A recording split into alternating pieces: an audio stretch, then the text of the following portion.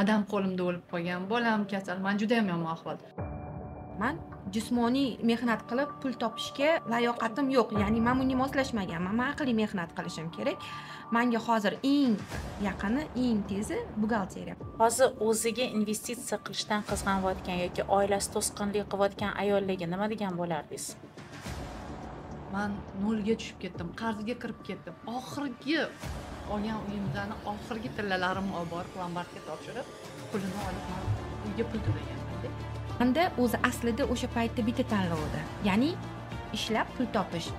Qanaqa ishlaysan, qayerda ishlaysan, kim bo'lib ishlaysan, farqi yo'q. Ko'p buxgalteriya kurslari reklama qilib chaqirishadi. 3 oy o'qiysan, bo'ldi. Vashcha zo'r pulga kirib ketasan, zo'r pul topasan. $3000 kilolab bemalol chiqa olasiz deganingizda meni patologimni sindirgan mana shu sizga. Butun dunyo shunaqa bir moment bo'ldi. Hamma yaqinlaringiz o'girdi. Lekin bitta xo'jayinim bilan ko'chada qolganmiz edi. Mana shu ko'chada prям mashina yo'l turmiz. Qo'limda bitta bolamda butun dunyo voz kechdi. Bitta turmush o'rtoq voz kechmay.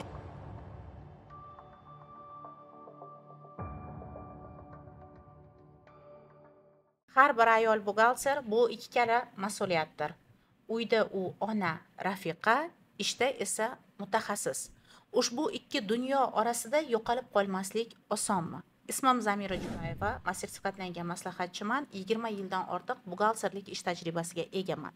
Bugungi podkastimiz mehmonlari Hilol opa va Barnoxon. Bular ham shu ikki dunyo orasida yo'qolib qolmaslik osonmi, yo'qmi?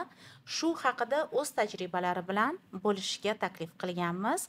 Tanishamiz. Hilol opa, o'zingiz haqingizda batafsil gapirib bersangiz. Men Tursunova Hilola, 49 yoshdaman. Buxgalterman, главный buxgalter. Hozirgi kunda sherik biznes sherikchisiman. 3 ta farzandim bor, nabiram bor. Shu qatori hozir Zamira aytib o'tgandek, ro'zg'or va ish orasida yo'qolib qolmaslikka harakat qilganman. Barnoxon, o'zingiz haqingizda tanishtirib o'tsangiz. Avvalambor assalomu alaykum. Ismim Barnoxon, aytib o'tganlaridek, yoshim 35 da. Men ham hamkasbimdagi bosh buxgalterman. Bu sohada mustaqil bosh buxgalter bo'lib 5 yildan beri ishlayman. Oilaliman, alhamdulillah. 3 ta farzandim bor. Eng kichkinasi yaqinda 1 yoshga to'ldi. Haqiqatdan ham ish va oila o'rtasida kurashda g'olib chiqqan insonlardan bittasi men desam bo'ladi. Rahmat. Kelinglar bugun yana ham yaqinroq tanishaylik. Ayol buxgalter bo'lish nima? Hayotda muvaffaqiyat qozonish nima?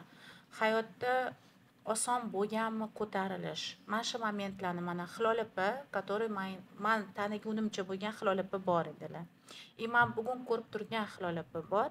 Bu A nuqtadagi men taniguncha bo'lgan Hilol opani tasvirlab bersangiz va bugungi Hilol opa bilan solishtirib bersangiz. Men siz taniguncha o'zim asli Samarqand viloyatidanman, Urgutdan. Siz taniguningizcha men 25 yil o'zi asli Toshkentda yashagan bo'lsam ham, Toshkentda katta bo'lganman, Toshkentda institutlarni bitirganman, no Samarqandga turmushga chiqqanman. 25 yil o'sha yoqda yashaganman. O'zimizning bizneslarimiz bor edi. O'sha o'zimizning bizneslarni, ular endi kichkina biznes bo'lganligi tufayli ularni buxgalteriyasini o'zim yuritardim. O'zim yuritganim bilan unaqa nima desam bo'ladi, kuchli mutaxassis deb bilmayman, chunki uncha yaxshi bilmasdim. Faqat shu oddiy aylanma soliq bilan aniqlangan firmalarni, firma o'zimniki edi, boshqa hech qanaqa firma yuritmasdim, o'qimasdim, ishlardim. Keyin taqdir taqozosi bilan hayotni urdi so'qdi anulari bilan Toshkentga kelib qoldim. Qaytib yana shu o'zimni katta bo'lgan yurtimga keldim. Bu yerga kelgandan keyin to'g'risini aytsam, shokka tushib qoldim. Chunki o'sha vaqtda menda hamma hayotda bo'ladigan turmush anularidagi qoqilishlar bo'lib turgan, hayotdagi qiyinchiliklar bo'lib turgan vaqtda edi. Hamma narsadan, biznesdan ham, hamma narsadan o'sha vaqtda bankrotlikka uchrab qiynalgan vaqtimda edi.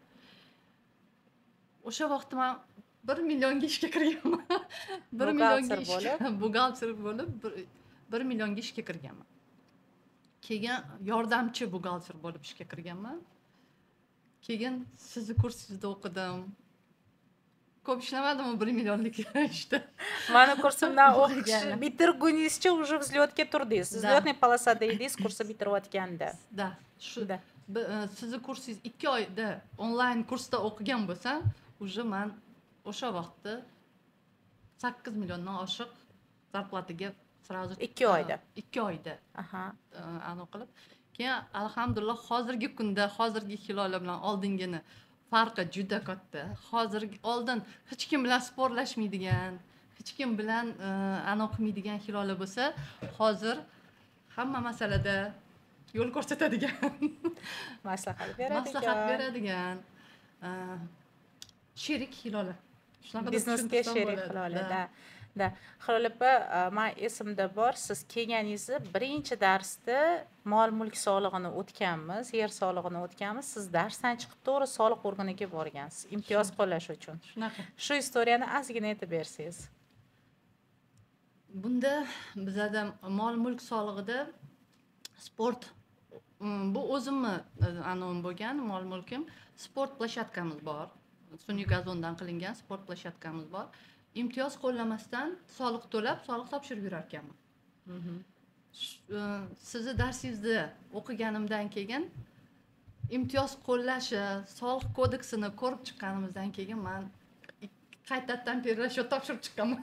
Nechinchi yil keluvdingiz menga o'qigani? Birinchi onlayn o'qiganim bu pandemiya davrida Da. uyda Hamma yoq o'qiganmiz. karantinda. Aha, Ha, uyda o'qiganmiz. Barno siz ham menimcha shunaqa Shunaqa. onlayn o'qidingiz. Aha. Keyin уже menimcha hamma kurslaringiz bitta finansoviy anavi qoldi. Manager Manager qoldi qolgan qoldi. hammasida. Qolgan hammasida o'qib chiqqanman. Unga ham boraman deb anavi qilolmayman, lekin boraman. Хорошо.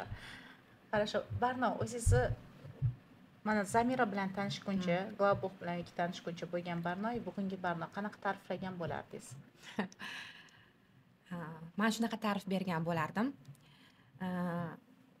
Siz bilan tanishgungacha, malaka oshirishga kelgungacha, hamkasblarim bilan tanishgungacha Barnoni digi o'zgarish ham ma'naviy, ham jismoniy, ham moddiy desam umuman mubolag'a bo'lmaydi.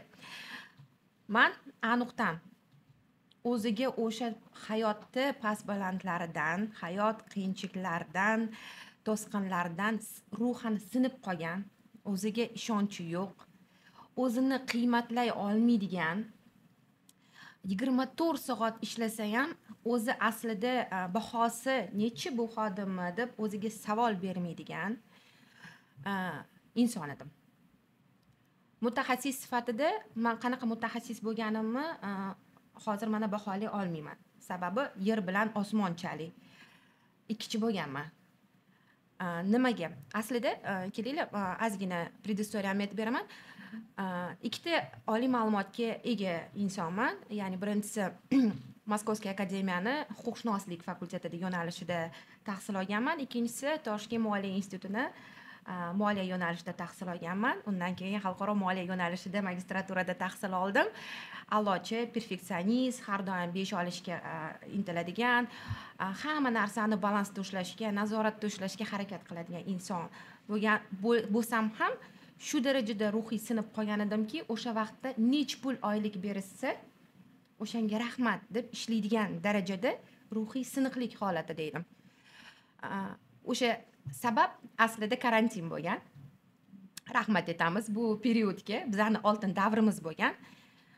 Zamira opa, avvalambor sizga kattakon rahmat. Nimagaki, hozir ham xuddi shunaqa sizda tendensiya, ya'ni malaka oshirish kurslaringizni narxlari insof bilan qo'yilgan.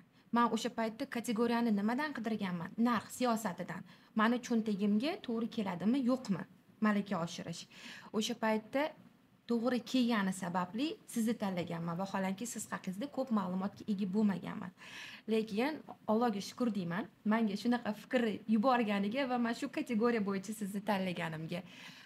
Onlayn o'qiganman. Undan keyin onlayn o'qiganimizdan keyin birinchi offlayn e'lon qilganingizda men hamkasblarim hammasi qarasam bormoqchi. Menga qiziq, men kimlar bilan o'qidim? Meni o'qitgan ustozim hayotda qanaqalar? Shu qiziqish meni olib borgan va o'sha paytda o'tayam depressiv holatda bo'lganman. Pulim bir narsaga yetsa, ikkinchi narsaga yetmaydi. Yetishmovchilik juda kuchli. Qarz holatlari, oilaviy notinchlik, kichkina farzandlarni doimiy ehtiyojlarini qondirish kerak, lekin buni moddiy tarafdan imkoniyati yo'q va bu hamma narsa o'ziga ishonchsizlik, ya'ni nahot men eplolmayapman, nahot meni qo'limdan kelmaydi, ikkita oliy ma'lumotga ega bo'lib yo'limni topolmayapman deydigan savollar meni o'ta qiynayotganda, men sizni jo'natgan Allohim. Endi bu nuqtaga keladigan bo'lsak, hozirgi kunda Hilol opamlar aytganlaridek o'ziga ishonchi kuchli, gaplashsa qonun doirasida gaplashadigan, gapini o'ylab gapiradigan, birinchi mulohaza qilib keyin taklif bildiradigan va eng muhimi biznes egalari bilan birgalikda maslahat urovnida gaplashadigan bosh buxgalterga aylandim. Hozirgi kunda shu Hilol opamlar ham aytdilar, finansiy direktor bitta loyihamiz bor, erta bosh buxgalter emasman, erta foydadan sherikchilik. Ya'ni korxona juda ham zararda chiqqan 2024-yil, maqsad 2025-yil foyda bilan olib chiqish, shu qatorida foydadan sherikchilikka ega bo'lish. O'sha demoqchimanki, bu yo'nalishda bu istoriyani ko'p aytib beraman. O'zimning o'quvchilarimga, hozir o'quvchilarimni aksariyati biznesga sherik bo'lib kirishgan desam, ko'pchilik meni qabul qilmaydi. Qanaqa qilib bunaqa возможный degan narsada, qanaqa qilib oddiy xodimman, knopka bosadigan, который, qanaqa qilib ertaga bunaqa narsa bo'lishi mumkin. Hattoki o'zim o'quvchilarim aytishadi, agar Zamir qo'shaman kelgan paytimda 1 yildan keyin san 3x oylik olasan, hozir jini bo'lib qopti bu ayol deb aytgan bo'lardim deydi o'zimga da. Hozir lekin realni 3x oylik olaman deb orqaga qarayman deydi. Realni bo'ladigan narsa ekan. Ilm haqiqatan shunaqa natija beradigan narsa ekan deydi. Endi qaranglar, savolga qaytadigan bo'lsak, oila va ish o'rtasidagi tanlovga keladigan bo'lsak, mana ertalab ayol kishi har doim nima qiladi? Uyg'onadi, zavtrak tayyorlaydi, bolalarni bog'chaga olib boradi, maktabini qiladi, keyin ishiga ulgurib yetib borishni o'ylaydi va ishdan qaytib kelgandan keyin ishda zo'r mutaxassis bo'lish kerak, u vaqtida atchot jo'natish kerak, javobgarligi bor, sog'liq organlari bilan gaplashish kerak. Esimda bor, davleniyam oshib ketyapti dedingiz, keyin premiyaga pul qaytarishni boshlagandan keyin davleniyingiz oshmay qoldi. Men eslayman o'sha istoriyani. Undan keyin uyga kelib yana bolalar bilan uy ishi qilish kerak, ularni darslarini qilish kerak, uyga yig'ishtirish kerak va tak dalida. Bu двойной nagrузка. Shunaqa xayol bo'lganmi, ish kerak emas menga, uyda qolaman, bo'l charchab ketdim degan narsa bo'lganmi? O'sha prosesdan qanaqa o'ta olgansiz? Menda to'g'risini aytsam, oilam bilan bu masalada qiyinchiliklar bo'lmagan. Menda qiyinchilik bo'lgan narsa o'sha o'zingiz ham xabaringiz bor. Men qizim tufayli bo'lgan. Bir xillarida mana shu qizimni oldida tura olmaganimda menga hech narsa kerak emas. Oylik ham kerak emas, pul ham kerak emas, biznes ham kerak emas degan vaqtlarim ham bo'lgan. Ozgina shu haqida informatsiya bersangiz, holat haqida. Mani qizim nima desam bo'ladi, og'ir kasal bo'ldi-da. Bu endi meni og'riqli nuqtam. Da. 4 yil to'shakda yotib qoldi. Shu 4 yil davomida men endi tushunishimcha erkaklar yo menga shunaqa tuyulganmi, erkaklar tez stressga tushib, tez depressiyaga tushadigan holatda bo'lar ekan, xo'jayinim ham o'zlarini yo'qotib qo'ydilar. Nima qilishni bilmay, nimani qilishni bilmay qoldilar. Shunaqa paytda men o'zimda kuch topib, kuchli bo'lishim kerak, stержnim turishi kerak. Bolam oldi bo'lishi uchun. Haqiqatan shunaqa bo'lgan. Mana masalan, hech qachon qiyinchilik bo'lmaganda men hayotimda. Lekin imенно mana shu biz tanishganimizda ishga, mana shu ishga kirgan vaqtimda, men birov qo'liga kirgan vaqtimda hozirgi vaqtda masalan menda vaqt belgilanmagan. Nechida borsam, nechida kelsam, u menga hozir unaqa narsa yo'q. O'sha vaqtda men soat 9 da ishda bo'lishim kerak edi, soat 6 da chiqib ketishim kerak edi. Orada obed vaqtida borib qizimdan xabar olib kelishim kerak edi. Shunaqa paytda menga qiyin bo'lgan. O'sha paytda ishni tashlab ketishni ham o'ylaganman. Lekin sizda bitta siz borsiz, uyda который stержень sinmagan. Haqiqatan. man o'zimni hozir tutib- sinsam bolam nima bo'ladi? man o'zimni tutib bolamni oyoqqa qo'yganimdan keyin mani bolam menga aytgan, ona sizga rahmat degan. Adamni chiqarib ketdingiz, mani chiqarib ketdingiz, sizga rahmat degan. Hozir уже o'rlardan turib Alhamdulillah. tuzalib ketdilar. Oliy ma'lumotli bo'lib, o'qishlarga kirib, nimaga san mana shunaqa ahvolga tushding desam, bir safar aytuvdi. Man oliy ma'lumotli ota-onani farzandi bo'lib, shunaqa kuchli odamlarni farzandi bo'lib, man yotishim kerakmi? Men ham turishim kerak, men ham harakat qilishim kerak degan gapni aytib turib ketgan. O'rnak olgan ota-onasidan. kuchli onani kuchli farzandi. Da. Alhamdulillah. Hozirgi kunda bo'lsa, menga farzandlarim yordamchi. Qo'lidan kelguncha yordam berishadi. Xo'jayinim ham ishlari yaxshi, alhamdulillah. O'zimni ham ishlarim yaxshi. Hozir sayohatlarda rasmlaringizni ko'ryapman. O'sha qizingiz mas'ullar arasi bilanda ishxonadan sizga tur berishgan edi. Bitta yaxshi taklif bilan men eslayman o'sha holatni. O'sha turda rasmlarni qo'ygansiz Facebookka. Qizingiz bilan cho'milib yurgan holatlar. Oyingizlar bilan edi. U gal oyingizlar bilan. Oyim bilan. Hozirgilaringiz o'sha qizchangiz bilan ko'ryapman. Hozirgi kichkina qizcham bilan ko'rgan qizcha u navaram. Da, shu navaralaringiz. Da, 12 yoshli navaram. O'sha yotib qolgan, mazasi bo'lmagan qizimning qizi. Alhamdulillah. Qizlarim ham Xudoga shukr. Alhamdulillah. Yaxshi, siz uchun xursandman. Bizda ham bo'lgan shunaqa holat, ma'lum bitta muddat o'g'lim действительно ko'p kasal bo'lardi. Predastma, bu degani kechasi даже o't yonida ukol bilan o'tirib chiqardim, deksametazon bilan. Nafasi bo'g'ilib qolsa, vaqtida ukol qilishga ulgurishingiz kerak. Bundan o'tish haqiqatdan ona uchun juda ham mashaqqatli narsa, при этом еще ishga ham ulgurasiz, uyga ham, bolaga ham. Bu narsadan qaysidir etapda o'tish kerak bo'lar ekan. Mana hozir Barno bilan boya gaplashganimizda Barno shunaqa narsa aytdiki, ko'p buxgalteriya kurslari reklama qilib chaqirishadi. 3 oy o'qiysan, bo'ldi. Vashshi zo'r pulga kirib ketasan, zo'r pul topasan. O'rtoqlar, bunaqa reklamalarga ishonmanglar. 3 oyda zo'r bo'lib ketish bu ilojsiz narsa. O'zingizni mehnatingizga, o'zingizni xatti-harakatingizga bog'liq. Sizning kechagi harakatingiz sizni bugun qayerda bo'lishingizni belgilaydi. Har bittaki muvaffaqiyatga erishgan odamni orqasida albatta u bosib o'tgan og'ir yo'li bor. U sabr qilgan joylari bor. Kechalari uxlamagan tunlari bor. Farzandini tepasida o'tirgan bo'lishi mumkin. Balkim ishini tepasida o'tirgan bo'lishi mumkin. Lekin og'ir mashaqqat bilan undan keyin yetib kelgan hozirgi siz ko'rib turgan chiroyli kartinalar bo'lishi mumkin. Barnoxon, uzr gapingizni bo'ldim. Men sizga o'qishdan oldin 2 oylik kursda boshqa birovda ham o'qiganman. Bu как раз o'sha 19-yil edi adashmasam. Men undan ko'p unga ham rahmat. To'g'risi aytaman, chunki har bir bitta harf o'rgatgan inson ham ustoz bo'ladi. U ustozga ham rahmat aytaman. Undan ham nimadir olganman. Lekin o'shandan qoniqmaganim uchun qaytadan sizda o'qiganman. O'sha sizda o'qiganimda menga kerakli narsani sizdan ola olganim uchun keyingi kurslaringizga borganman. Agar ola olmasam men sizda qolmasdim. To'g'risi To'g'ri. Shunaqa. Barno, ish va oila o'rtasidagi tanlov, stress, hayotdagi stresslar. Men eslayman, siz bilan o'tirib suhbat qilganimizni, bu adashmasam yo 21-yil oxiri yo 22-yil boshi edi. O'sha paytda suhbat qilganimizda siz hayotda umuman boshqacha, hattoki ko'rinishda, men ekranda buni hali ko'rsatishadi, boshqacha ko'rinishda bo'lgansiz, juda depressivniy holatda bo'lgansiz. Bu hattoki farzandlarda vaqti kelsa sirvatsiya qilgan holatlari ham bo'lgan. Mana bugun men umuman boshqa Barnoni ko'ryapman.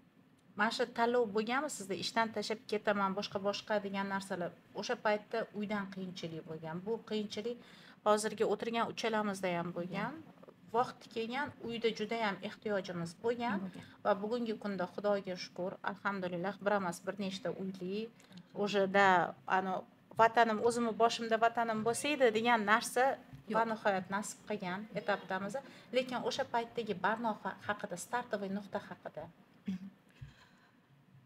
O'zi inson zotida hamisha tanlov bo'lar ekanda, faqat tanlovni ko'rinishlari har xil bo'lar ekan. Menda o'zi aslida o'sha paytda bitta tanlov edi. Ya'ni ishlab pul topish. qanaqa ishlaysan, qayerda ishlaysan, kim bo'lib ishlaysan farqi yo'q. Ya'ni oilaviy moddiy tomondan qiyinchilik shu darajada kuchli ediki, farzandlarim ketma-ket tug'ilgan, ular kichkina. Bittasi bog'chaga, bittasi maktabga boradi. Ularning oylik to'lovlari bor, yeb ichishi bor, kiyinishi bor. Hattoki mana nimaga bu narsalarni eslab o'tmoqchiman? Siz aytgandagi hozirgi Hilol opani, hozirgi Barnoni, hozirgi Zamira opani ko'rgan odamlar bundan baxtlik, bundan muammosi yo'q deb o'ylaydi. Aslida o'sha siz aytgandek aniqda farzandlarimni kolgotkasi yirtilishidan qo'rqardim. Sabab hisoblardim. O'sha paytda kolgotka 40 ming so'm turadi. Mani oyligim 1 million 200 so'm. Ya'ni ikkitadan kolgotka olib bersam, salkam 200 ming so'mni xarj qilsam, mani byudjetimda, oylik byudjetimda o'z aksini ko'rsatadi bunaqa rasxod. Menda o'sha tanlov bitta bo'lgan. Ishlash va pul topish. Men o'zimga o'zim savol berganman. Men nima ish qila olaman? Men jismoniy mehnat qilib pul topishga layoqatim yo'q. Ya'ni men bunga moslashmaganman. Men aqliy mehnat qilishim kerak. Menga hozir eng yaqini, eng tezi buxgalteriya. Siz bilan ko'rishgan paytimiz 2021-yil oktyabr oyida edi. 2 soat suhbat qilganmiz. O'sha paytda shu darajada ruhiy holatim singan ediki, hattoki bolalarim ham ko'zimga ko'rinmagan edi, Zamira opa. Hayotdan shu darajada charchab ketgan edim. Sababi men ayolligimni yo'qotib qo'ygan edim. Men o'zimni nafaqat ruhan, men o'sha payt o'sha bekorga urg'u berib o'tmadingiz, menimcha podkastda o'sha rasmlarimni qo'ysangiz kerak. Jismonan ham erkak kishiga aylanib ketgan edim. Bu narsani hozir mana kulib baribir yengil eslayman. O'sha paytda yashab o'tish o'ta qiyin bo'lgan. Выжить надо. Выжить, o'zligingni хотя бы saqlab qola olsang, o'zing mening sinmasa, marra meniki bo'ladigan darajada bo'lgan. Ko'zimga na oilam, ya'ni bolalarim. Meni ko'zimga faqat onam ko'ringanlar. Chunki oilada meni ikkita akam olamdan o'tganlar va onamni men ko'ra olganman, qanaqa bu narsani yashab o'tganlarini. Va 3-farzand biror narsa bo'lib qolishini men o'sha onamlar buni ko'tara olmaydilar-da. Meni shu odamlar olamdan o'tganlari uchun faqat onam davomli, faqat shu onam ko'zimni oldida bo'lganlar. O'zimni oilam, farzandlarim hech qaysi. Chunki menda hammasi o'zini yo'lini topib ketadi deydigan o'sha paytda juda tushuncha kuchli bo'lgan. Nima sababchi bo'lgan? Men o'zi o'sha paytda pulli konsultatsiyasiga borgan edim.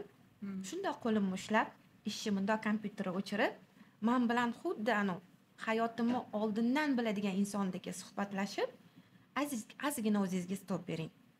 Siz insonsiz. Ozgina stop bering. Hozir topadigan pulingiz ham, qiladigan karyerangiz hech narsa ko'rinmaydigan darajaga yetadi agar shu ketish bo'ladigan bo'lsa, deb menga o'sha paytda ruhiy madadni sizdan ola olganman. Alloh sizni sababchi qilib qo'ygan. Hattoki men o'qishim kerak. Siz o'sha payt offlayn o'qiyapmiz. Bo'ladi hammasi. Video darslarni beraman, qolib ketmaysiz, pulingiz kuymaydi.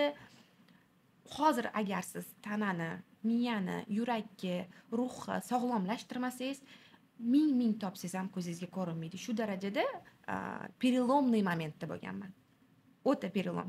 Va aytganingizdek, o'sha tavsiyalariga amal qilib, klinikaga borib, davolanib, yolg'iz 4 ta shiftga qarab yotib, meni missiyam nima deydigan savol bo'lgan meni. Men o'zi aslida ayolman-ku. Meni Alloh ayol qilib yaratgan. Meni o'zimga yarasha fitratim bor, o'zimga yarasha hayotda missiyam bor. Men nimaga hayotni faqat qora tomonini ko'ryapman? Ya'ni nimaga meni hayotim faqat zulmdan iborat bo'lib qolish kerak? degan savollar qayta bir o'zingiz 4 ta shiftga qarab yotganingizda. Men o'shanda kelganingizda nimani ko'rganman? Hammaga qulaylik yaratadigan Barnoni ko'rganman. Yashash hammaga qulay bo'lish kerak bo'lgan, sizning atrofingizdagilarga, za счет вас, sizning hisobingizga. Hozir aksariyat ayollar xuddi shunaqa programmada yashaydi. Atrofimdagilarga yashash qulay bo'lish kerak. Men qulaylik yaratib berishim kerak, men ovqatini qilib berishim kerak, men yig'ishtirishim kerak. Ularga удобный bo'lish kerak yashash. Men qulaylik yaratadigan ayol ko'pchilik ayol hattoki hozir dabdurustdan so'rasangiz nima orzuying bor, hayotga nimaga kelding o'zi o'ylab ko'rganmisan? Вот kelding bekorga kelmagandirsan hayotga, kimgadir qulaylik yaratish uchun kelmagandirsan hayotga. Nima orzuying bor sani, nimani maqsad qilgansan? Вот 5 yildan keyin qayerda ko'ryapsan o'zingni или bolalaringni qayerda ko'ryapsan desangiz, dabdurustdan so'rasangiz сразу javob ham kelmaydi-da. Потому что biz уже miya programmalashtirib mentalitetimizni aksariyat shu narsaga olib keladi, har doim emas. No, bir qismi bor shunaqa, что mentalitet biza atrofdagilarga qulaylik uchun yaratilganmiz, atrofdagilarga qulay bo'lishi kerak biza bilan yashash. Men aynan o'sha Barnoni ko'rganman o'sha paytda. haqiqatdan ham o'sha переломный momentda eng maksimal nuqtasiga yetganda siz bilan suhbatimiz bo'lgan. Bu suhbat haqiqatdan ham manfaatli bo'lgan. Ma'lum muddatdan keyin men boshqa Barno bo'lib qaytganman. Ongimda, ruhiyatimda eng katta o'zgarish o'sha momentdan boshlangan. O'sha dekabr oyi, yilning oxiri har tomonlama sinov kelgan. Ya'ni jismonan sog'lom bo'lib chiqdim, davolanib, ozgina dam oldim va 2021-yil dekabr oyida mani kompyuterimdan ham buxgalteriya hisobotlari programmasi bilan birgalikda ham moliyaviy korxonaning finansiy holati hisobotlari tek-tugi bilan o'chib ketdi. Tek-tugi bilan o'chib ketdi. O'sha yil yopish kerak buxgalteriya nuqtai nazaridan va investorlarga, ya'ni rahbariyatga moliyaviy hisobotni berish kerak. Yil yakunlanyapti. Va eng katta zarba bo'lgani, hozirgi kunda bu narsani men xursandchilik bilan eslayman. Menimcha bu narsani gapirsa bo'ladi Zamira opa. Mendagi toifadagi ayollar bo'lsa kerak, meni o'sha paytda ishxonamdagi shu holatda meni oilam parokanda bo'lishni boshladi. To'g'rirog'i bu yillar davomida edi, lekin именно shu momentda sizdan voz kechildi. Ha, boshqasini tanlandi to'g'rirog'i. Men mana bunaqa narsada kuchli ayol kishini oldida faqat kuchli erkak kishigina qola oladi. Hammaga emas, kuchli ayol bilan birga yashash. Va tabiatan bor, bir xillarda yumshoq, tabiati yumshoq ayollar bor. Biz uchalamiz ham bu kategoriyaga kirmaymiz. Biz bilan yashaydi faqat haqiqatda serjini baquvvat bo'lgan. Demak, u erkak kishi siz bilan qolishga kuchi yetgan erkak kishi emas. Va o'sha dekabr qaysidir kinolarda aytadi-ku, qonli tun deydi-ku, o'sha 2021-yil dekabr oyi menga ham ish tomonidan, ham oila tomonidan, Alloh tomonidan yuborilgan manfaatli sinov bo'ldi. Bu yerda men haqiqatan ham ikki o'tda orasida qoldim. Sababi farzandlarim ruhiy ezilib qolishdi, chunki ular bilishardi, janjallar bo'lardi, boshqa va hokazo notinchlik, lekin bunaqa pavorot bo'ladi deb kutishmagan edi. Ham ishda. O'sha paytda hozir mana eslamayman, qanaqa qilib ulgurgan ekanman deb miyamni polkalarga ayrim payt sig'may qoladi. Ham 24 soat ishda bo'lganman, ya'ni oldimda maqsad восстановление. Mani boshqa viborim yo'q. Ham farzandlarni o'sha situatsiyadan olib chiqish. O'sha paytda kechki payt 6 gacha, 5 gacha ish, o'sha joyda shartta to'xtatardim. O'g'lim qo'l jangiga berganman, oiladagi atmosferani ko'rmasin, sport bilan shug'ullansin. Borib, olib, yo'lma-yo'liga faqat sayohat haqida gaplashardik. Sayohatning s harfi yo'q, sababi meni oldimda qarzdorliklar, qarzdan, minusdan chiqish, o'sha paytda oilani ham ma'naviy, ham moddiy tomondan mustahkamlab olish. Shu uy masalasi ham bor edi. Uy masalasi ham bor edi. Bor edi. Uy masalasi nima masala? Именно o'sha 2021-yili menga shunaqa imkoniyat tug'ildi, ya'ni uy taklif qilindi рассрочкаga. Va bu narsani men отказ qilmadim. Vaqti-vaqtida, lekin pul yetkazish kerak. Majburiyat 100% bajarilishi kerak. O'sha yili men hech esimdan chiqmaydi, Allohdan men 3 xonali uy so'ragan edim, esida bo'lsa aytib bergan edim, 3 xona. U ham nima sababdan? Qiz, o'g'il farzandlarim bor edi o'sha paytda. Qizimga alohida xona, o'g'limga alohida xona va albatta meni o'zimning xonam. Shu bilan birga o'sha yili 3 xonali emas, Alloh menga 5 xonali uy yetkazdi. Hamma majburiyat bir vaqtda bo'lib qoldi. Va o'sha o'g'limni sportiga olib borayotganda ham ishdan tugab qolmaslik maqsadida, ham farzandlarni ruhiy yamadan olib chiqish maqsadida umuman neytral temani, ya'ni sayohat temasini gapirardik.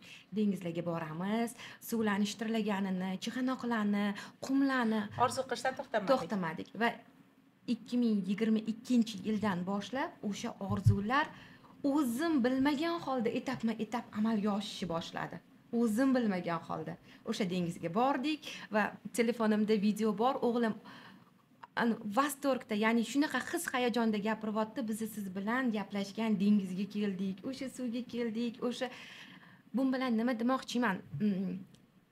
Sizlar bizani ko'rib turgan kuchli ayol aslida o'sha parda orqasida zakulisi deydi-ku, tunlari yig'lagan, qiyinchiliklarni ko'rgan. ishxonaga kelsam mendan har doim so'rashardi, mazingiz bo'lmayaptimi deb. Men ularga muammoimni aytib bera olmasdim. Hozirgina shu pochkamda muammo bo'lsa kerak derdim, chunki yig'laverib ko'zlar ishib ketgan, ko'zlar qizarib ketgan. Mana Hilol opamlar boydan beri o'sha kunlarni har bittasini eslab o'tyaptilar. Mana shu kunlar bizani yana ham sayqallashtirdi. Barno, hozir mana qarang, siz aytyapsiz, pulda problema bor edi. 40 mingga kolgotka sotib oladigan bo'lsam, bu finansga ta'sir qilardi. Qanaqa qilib mablag' ajratinglar, 1 millionga ishlab turib o'qishga qanaqa qilib ko'zinglar qiyib mablag' ajratinglar? Nima sabab bo'ldi o'qishga pul ajratishga o'sha finansiy qiyinchiliklar? Chunki ko'pchilik inson aytadi, hozir emas, hozir to'y qilyapman, hozir kredit yopyapman, hozir tam maktabimni to'layapman, boshqa tam o'qishim bor и так далее. Nimaga shunchalik qiyin holatda turganinglarda o'qishim kerak degan qarorga keldinglar? Nima sabab bo'ldi? Men o'sha vaqtda, ayni o'sha momentda o'zimdagi neuverenostni, o'zim o'sha mayli 1 millionga bo'lsa ham ishlayotganimda o'sha yerda отчетni to'g'ri topshirishim kerakligini bilishim kerak bo'lgan. Men o'zim uchun, o'zimga o'zim o'sha отчет topshirib, men ishga kirib o'sha 1 millionni oqlashim kerak bo'lgan. Halollab olaman degan niyatda bo'lgansiz. Kerak bo'lganda, hozir Barno aytdilar, xuddi shunaqa menda ham o'sha ayni momentda menda ham uy yo'q. Chunki 4 yil bolam больницada yotdi. Men nolga tushib ketdim, qarzga kirib ketdim. Oxirgi olgan uyimizni oxirgi tillalarimni olib borib lombardga topshirib, pulini olib men uyga pul to'laganman-da. Hozir meni ichim Barnoni ichi o'tyapti. O'sha bir ko'rinishga keldik bugun. Prosta siz oladigan pulimni oqlayman degan narsadan kelgansiz. Barno, sizda nima sabab bo'lgan? Nimaga kelgan? Sizlar kelayotganingizda kutganmisizlar? Rezultat bunaqa bo'lib o'zgarib ketishini o'ylaganmisizlar? Tasavvur qila olganmisizlar? Yo'q, Zamira opa. Tasavvur qilmaganman. Xayolingizga ham kelmagan. Hayolimga ham kelmagan, chunki men o'sha 1 million deb aytishga ham uyalib sizga 3 million deganman. Men haligacha hammaga 3 million deb aytaveraman. Hamma darsda aytaveraman. 3 millionga ishni boshlaganlar yili boshida, tugatganlar 3 ming dollar bilan deb aytaman. O'sha yilni 3 ming dollarga Hilol opa bemalol chiqa olasiz deganingizda meni patologimni sindirgan mana shu sizning gapingiz bo'lgan. Siz bilasiz, men siz bilan suhbatlashib ko'rganman. Siz eplisiz degan sizni bir og'iz gapingiz menga kuch bergan. To'g'risini aytaman. Boshqasi men o'sha boya bular aytdilar-da, siz bilan gaplashganda men oxirgi tochkada edim. Men o'sha uyda, o'sha ro'zg'orda tushunishimcha bitta odam bo'lganmanki, kuchli bo'lib turishim kerak bo'lgan. O'shaning uchun siz bilan gaplashganda hozirgi kunga agar men solishtirsam, men eng depressiyaga tushgan paytim bo'lgan ekan. Eng depressiyaga tushgan paytim, men nima qilishni bilmay qolgan paytim bo'lgan. Lekin o'sha nima qilishim bilmagan vaqtimda kallamga birinchi miyamga kelgan narsa хотя бы men отчет topshiring deb sizga o'qishga borgan. Halollab oling deb kelgansiz. Men eslayman, dars oxirida maqsad yozdirganimda siz mashina yozgansiz. Negadir professionalniy xaritani chizinglar desam, 6 oydan keyin professiyada o'zingizni qattiq ko'ryapsiz desam, mashina deb yozgansiz. Keyin u qog'oz yo'qolib ketgan. Yo'qolib, men rovno 6 oy emas, 5 oydan keyin mashina oldim. Lekin esingizda yo'q, o'zingiz u narsani yozganingiz. Yozganlarim esimda yo'q. Qachon esingizga tushdi bu? Yo'q, bir kun javonni taxlab o'tsam, siz o'sha endi konspekt qilganmiz, yozganmiz, o'qiganmiz, kitoblarni o'qisam, ежедневнигim chiqib qoldi. Ochib qarasam, mayda olaman degan mashinani martda olganman. Martda olgansiz. Mokriy rang Gentra bir marta meni olib ketayotganingizda zapravkaga kirgansiz. Tormozni bosmagansiz. Mashina ketyapti. Zapravkani yurib hozir devorga borib urilsa kerak qilaolapsiz. Voy, tormoz esimdan chiqib qolgan. Da, o'sha mashinasiga o'tirib ko'rganman, salondan yangi mashina. Yanvarda kelgansiz o'qishga, martda mashina olgansiz. Yanvarda kelgan paytingizda 1 million oylikka ishlaydigan qilib yo'q, siz u paytda o'sha daromadga chiqqansiz, qarang. Men siz haqingizda ko'p aytib beraman. Birinchi bo'lib o'sha o'quvchilarim orasida, который pulni qaytarganda o'sha premiyaga ishlaydigan ayol sifat. O'sha istoriyani o'zingizdan eshitsin. Qanaqa qilib premiyaga kelishgansiz? Men agar esingizda bo'lsa, sizda o'qib chiqqanimdan keyin ancha muncha odam NDS qaytarishni bilmasdi. Menga ham birinchi savol berishganda NDS qaytarishni bilasizmi deganda yo'q dedim. Bilmayman dedim. Keyin aytishdi, bo'lmasa NDS qaytaradigan tashkilotlarni toping deydi. Mendan kelib so'radingiz. Sizga keldim. Men kontakt berdim 5-6 ta. 5-6 ta. Ularga telefon qildim. Kimdir eng arzon etgani 3,5% bo'ldi. Bo'lmasa 10% gacha aytishdi. Keyin men bordimda aytdim. Sani summang shuncha. Kattaroq summa bo'lsa 3,5%, kichkina bo'lsa 10% gacha daromadingdan o'sha endi qaytgan summasidan berasan dedim. Bu soliq maslahatchilarni o'zlarining xizmatlariga oladigan xizmat haqqi. Xuddi shunaqa. Keyin rahbarim turdi-da, o'zingiz qaytaring dedi. Qaytarsangiz nima qiladi dedi. Men aytdim, qarash harakat qilib ko'raman, lekin meni birinchi safargisiga shoshirmaysan dedim. Chunki xarakteri shunaqa ediki, tez bo'ling, tez qaytaring, tez qiling, ichiga sig'masdi-da. Sizni davleniyingiz oshardi soliqchilar bilan gaplashganingizda. Chunki bu meni tezlashtirib turardi. Tezroq bo'ling, tezroq bo'ling qilib.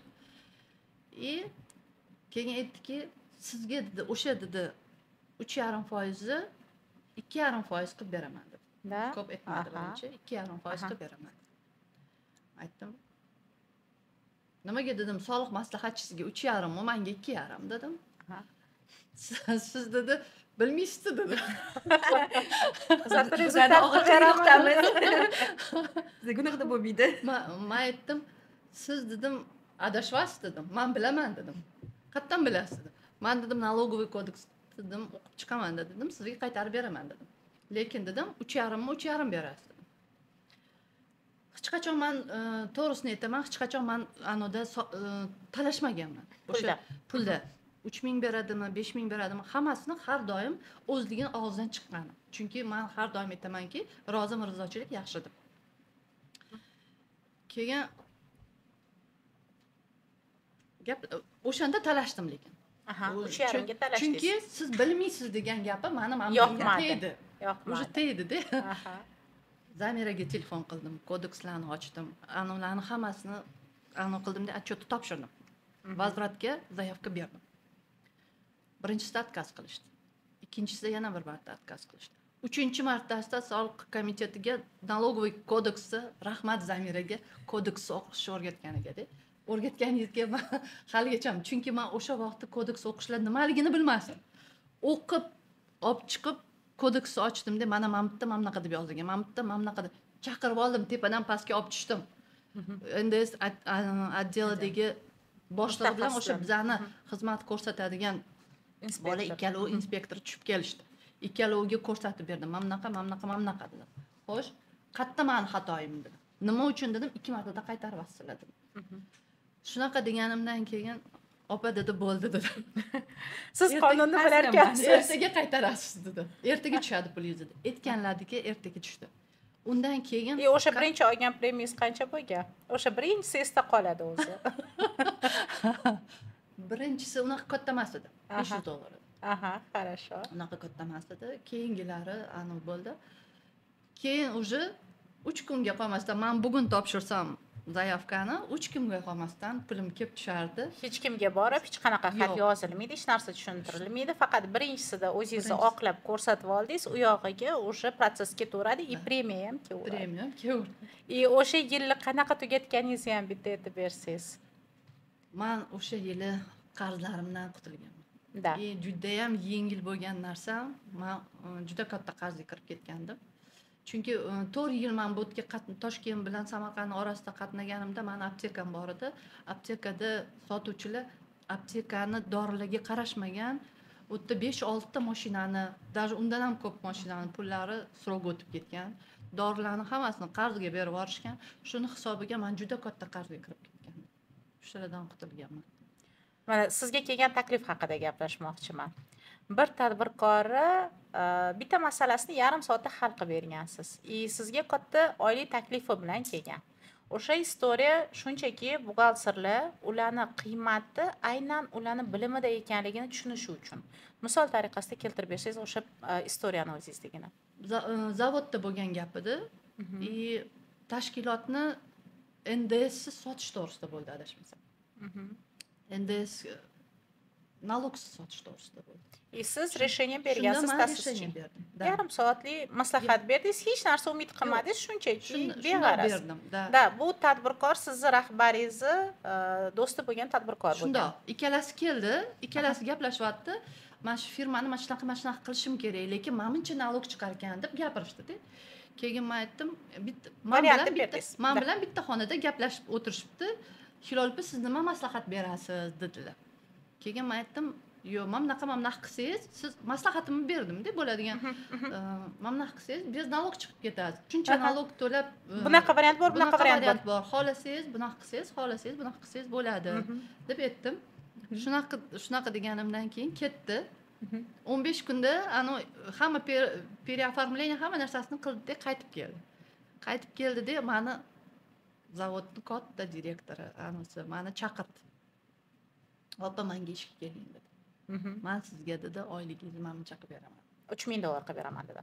Undan ko'p aytdi. Undan ko'p aytdimi? Siz menga 3 million bilan boshladim dedingiz, $3000 bilan tugatdim yili dedingiz. 1 million bilan boshlagan ekansiz. $3000 ko'pga chiqqan ekansiz. Хорошо. Ko'z tegmasin, bu zo'r. Bu zo'r, aha. Keyin mana shuncha 3000 dan katta summa aytildi. Taklif qilindi sizni. Taklif qildi. Keyin men aytdim, siz dedim, hozir o'rtog'ingizni buxgalterini qo'yasiz.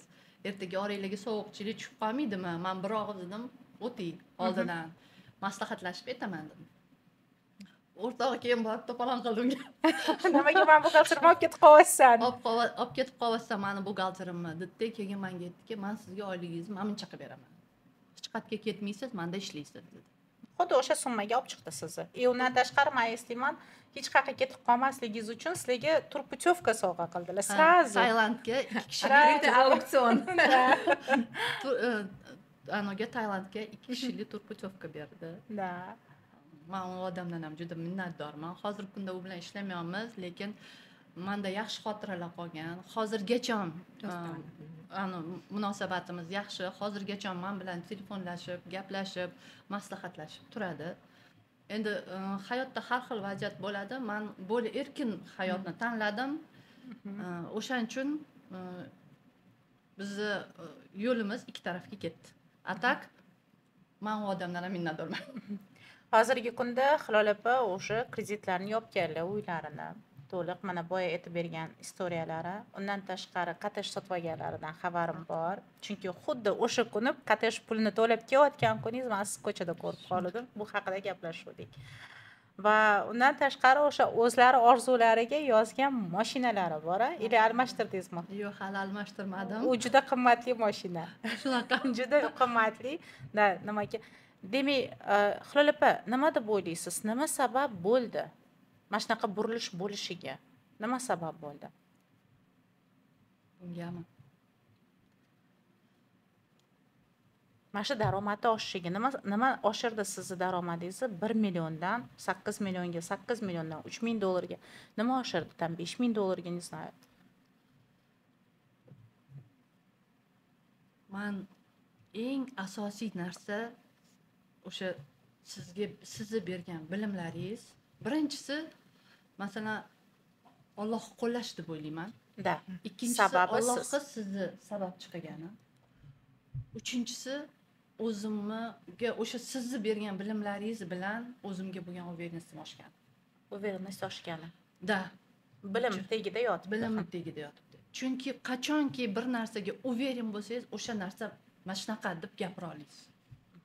Uveren bo'lmasangiz gapira olmaysiz. Barnoq qachon sizda o'qish kerak degan переломный moment bo'ldi o'qish shunaqa rezultat berishini kutganmidingiz? Переломный moment o'zi aslida shu men ish faoliyatimni boshlagan tashkilotda men barcha savollar bo'yicha mas'ul xodim bo'lganman. Bu aytayotganda chiroyli, tanishtirilayotganda chiroyli, lekin oylik nuqtai nazardan juda kam.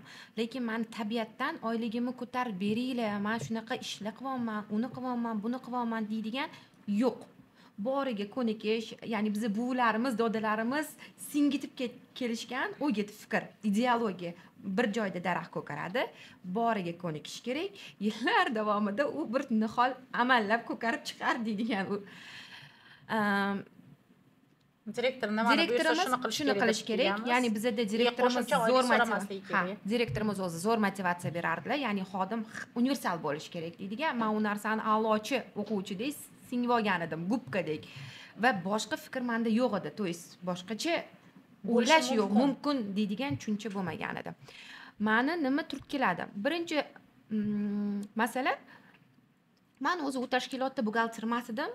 Korxonada shunaqa vaziyat bo'lib qoldiki, auditor olib kelishdi va ularga yordamchi buxgalter sifatida восстановление qilish va korxonani сопровождение qilish bo'yicha yordamchi boshqa qiz berildi. Lekin ular 2 haftadan keyin kelib aytdilarki, yo'q, men barcha ishlarni Barnoga topshiraman. Barnodan keyin kimga topshirasizlar? Barnoga o'rgataman, ko'rsataman, birga qilaman. Lekin shartim shu. To есть Barnoni mendan olmaysizlar. Rus ayolidilar. Meni direktor belgilari kelmasdi. Ya'ni men sotuvni ushlab turadigan xodim edim. Переговорlarga boradigan, qo'rqmaydigan, yangi joyga bo'lsa ham kirib boraveradigan, juda duxbaland xodim edim. Shu bilan majbur bo'ldilar meni bergani. Va lekin menda pul jihatidan, daromad jihatidan приумножение bo'lmadi. Qo'shimcha ish qilayotganim, kechki payt bolamni bog'chadan olaman, qo'shnimga har soati 5 mingdan berib, yana ishga qaytib ketaman. Buni evaziga men moddiy birinchidan so'ramadim, ikkinchidan berishmadi ham. Lekin rahmat deyman o'sha kunga. O'sha kunlar sababchi deb o'ylayman. Kursda malaka oshirishim kerak deydigan o'y fikr o'sha rahbarimiz har safar aytardilar, motivatsiyani zo'rini berib, tanlang, o'qitaman. Tanlang, o'qitaman deb rosa tanladim, o'qimadim, o'qitilmadim. Karantin bo'lib qoldi. Undan oldin, karantindan sal oldin men ko'ryapman, birinchi asosiy ishimda pul yetmayapti, qoniqmayapman emas. Yetkizish уже o'ta qiyin bo'lyapti, bolalar katta bo'lyapti, ehtiyoj oshib boryapti, lekin daromad o'z nuqtasida mustahkam turibdi. Menga kechqurungi ikkinchi ish taklif qilishdi. Yerni Toshkentning A nuqtasidan B nuqtasiga borib, haftada 3 marta 6 dan 9 gacha ishlab kelish. Mebelli fabrikada dokumentlarni to'g'rilab, o'sha paytda NDS ruchnoy Excel ga yig'ilardi. Butun kontragentlar, kiruvchi, chiquvchi hammasi men o'sha narsani qilishni boshladim. O'zi u davr uchun NDS yengilligida va bilar bilmas qilishni boshladim. Shu insonga rahmat aytaman. Karantin bo'ldi-da, meni kartamga 1 oy bormasam ham to'liq oyligimni tushirib berdilar. 1,5 million so'm. Va menda savollar, bu pul men nima qilaman? Ishga bormayman, 1,5 million so'm oldim. Savol bo'ldi-da, yo bu narsani men maqsadli foydalanishim kerak. Yeb ichishga ishlatsam, asosiy oyligim bilan ham kun o'tyapti o'zi aslida. Buni oshiradigan nimaga sarflasam bo'ladi? O'yladim-da, bilmayman, qanaqadir signal keladi. O'zi miyaga poiskka solib qo'ysangiz, o'sha zahoti bo'lmasa ham ma'lum muddatdan keyin javob intuitsiya sezadimi, yo bir qanaqa belgilar orqasidami, qaysidir gruppadami, qaysidir internet tarmog'ida объявление ko'rib qoldim. Sizni onlayn darsingiz bo'yicha. va o'sha boyagi aytganimdagi pul kategoriyasi bo'yicha mani rosa qoniqtirdi, chunki u olgan 1,5 millionimdan to'lasam yana salkam yoningizda pul ham qolardi. men o'sha paytda bilaman, men 1,50,000 pulim qolgan yonimda.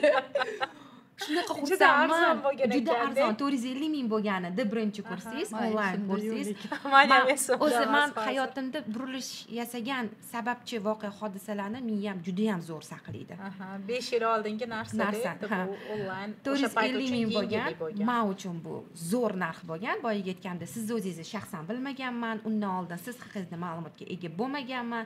Pul kategoriyasi bo'yicha meni qoniqtiradigan bo'lgan. Qarasam, ham o'zbek, ham rus tilida ma'lumot beradigan mutaxassis ekan. Men undan oldin kurslarni qidirganimda faqat bitta til, ya'ni rus tilida ma'lumot beradigan. Men nimaga ikki tilli mutaxassisni xohlagan edim? Bu ham niyatda. Ma'lum vaqtdan keyin shu niyatim amalga oshgan. Sababi ayrim perivodlar, tarjimalar asliga to'g'ri kelmaydi. Asliga amalda qo'llasangiz. Buni men birinchi yo'nalishim yurisprudensiya, ya'ni huquqshunoslik bo'lgani uchun men juda xohladim ikki tilli mutaxassis. Va 450 mingni o'ylamasdan to'ladim. 1,50 ming yonimda qoldi. Karantin payti boshladik va o'sha kurs o'zi cho'zilib ketdi. Orada Covid bo'ldingiz. Cho'zilib Eng qizig'i, уже yoshi katta har xil kategoriyadagi odamlar bitta gruppada yig'ilganmiz. Hammamiz duo qilyapmizki, shu inson tezroq tuzalsalar-yu, bizani darslarimiz tezroq davom etsa. Esimda, men hayron qoldirgan narsa ham shu bo'lgan.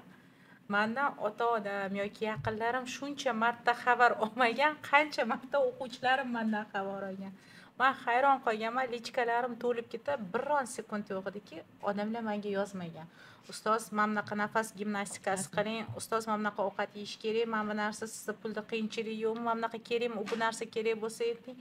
To'xtovsiz yozishganida men shokka tushib qolganman. Qanaqa qilib odam ko'rmagan, tanimagan, bilmagan odamiga buncha e'tibor berish mumkin, shu yaqinlaringizdan ko'proq e'tibor berish mumkin.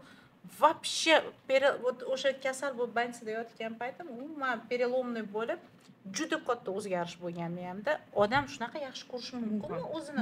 O'qituvchisini men ham ko'p joyda o'qiganman. Lekin men ustoz deb hech kim mana bunaqa nima qilmagan ekanman. Men oddiy borganman, darsga borganman, ketganman, bo'ldi, xayr bo'ldi, все. A bu yerda o'quvchilar umuman boshqacha podxod qilganda o'zbek auditoriya shunaqa bo'lsa kerak.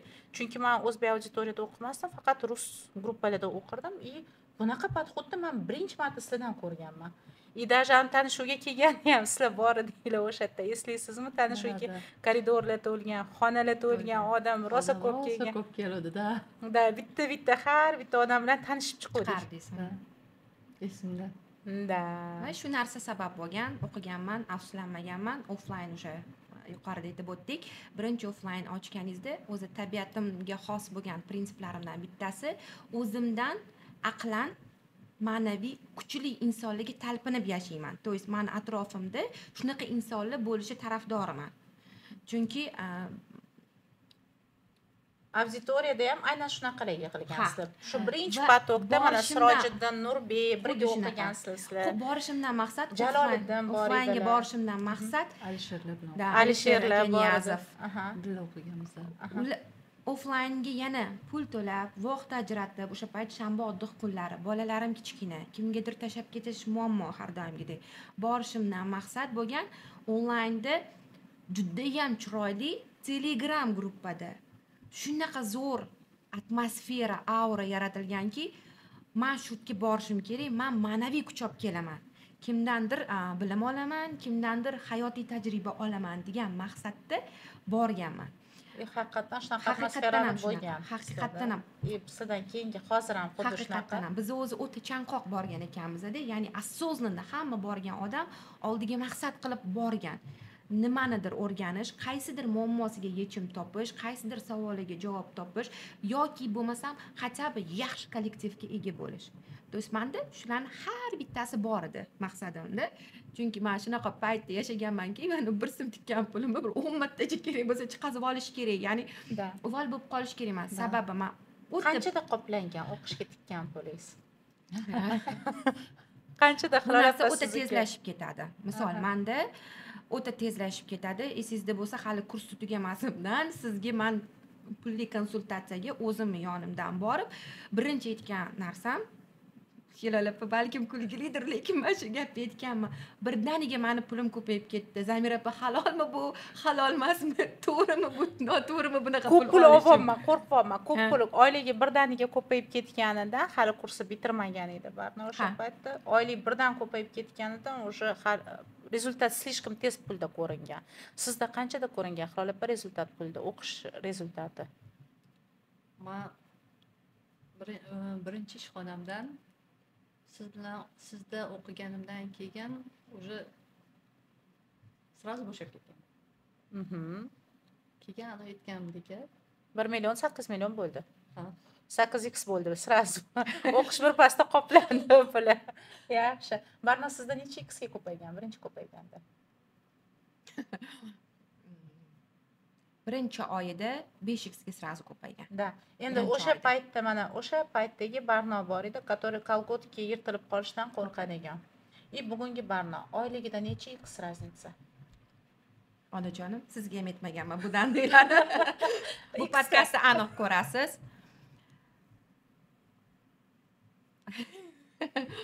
20x ga ko'paygan kamida. Kamida Kamida. 20x ga. Aha. Aslida yana bitta tomoni bor. Hilol opamda ham bu narsa borligini men bilaman. Biz ko'p narsani pul uchun qilmaganimiz Yo'q. uchun, chin dildan, qalban, yurakdan qilganimiz to'g'ri uchun Halollash o'zi bo'lgan, keladi. to'g'ri bo'lgan. Mana hozirgi kunda ko'p savol berishadi. Mana men uni anaqa qilaman, bu taklifni beraman, 24/7 ishlayman, lekin menda xlar oshmaydi. To есть x наоборот y ga aylanib ketadi deb. Ayrim holatda niyat birinchi, qancha berarkin, nech pul etarkin deydigan narsa. Misol, Hilol opamda ham shu narsa bor, menda ham bor. Hozir mana shu yerda Biz maqsadda niyat to'g'risida to'xtaldik. O'sha dars haqida, ustoz haqida, maqsad qo'yish haqida to'xtalib ketsak. O'zi meni onamlar, nega onamlar deyapman, pedagoglar oilasida katta bo'lganim uchun onamlarni shu umrimni esimni tanimmanki, hozirgi kungacha ham aytadigan, hammaga tavsiya qiladigan gaplari bor. Maktab tanlama, o'qituvchi tanla deb. Avvalambor birinchi navbatda nastavnik, ustoz tanlashda adashish kerak emas. Allohga behisob shukr, bizni mana sizni shogirdlaringiz biz adashmaganmiz. Bu haqiqatdan ham chin dildan aytiladigan gap.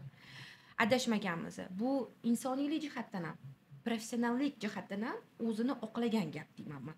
Isboti bilan bo'lgan gap deyman.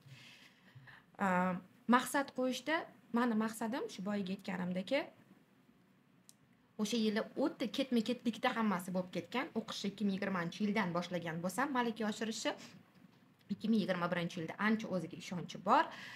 Bitta ishdan 2020-yil tugamasidan уже bizda hammada tendensiya borib ariza yozib ishdan ketib yangi ishga o'tish. Chunki biz qiymatimizni tushuntirishni boshlagansiz, biz qanaqa qiymat bera olamizmi o'zi yo'qmi? Biz nimaga dostoynimiz, уровенimiz deydigan boshida bu ertak bo'lib tuyuladi, miyangizda обработка bo'laverganidan reallikka aylanar ekan. Men ham xuddi shunaqa ishni o'zgartirdim. Ishni o'zgartirganimdan keyin Allohning izni bilan birinchi mashinamni oldim.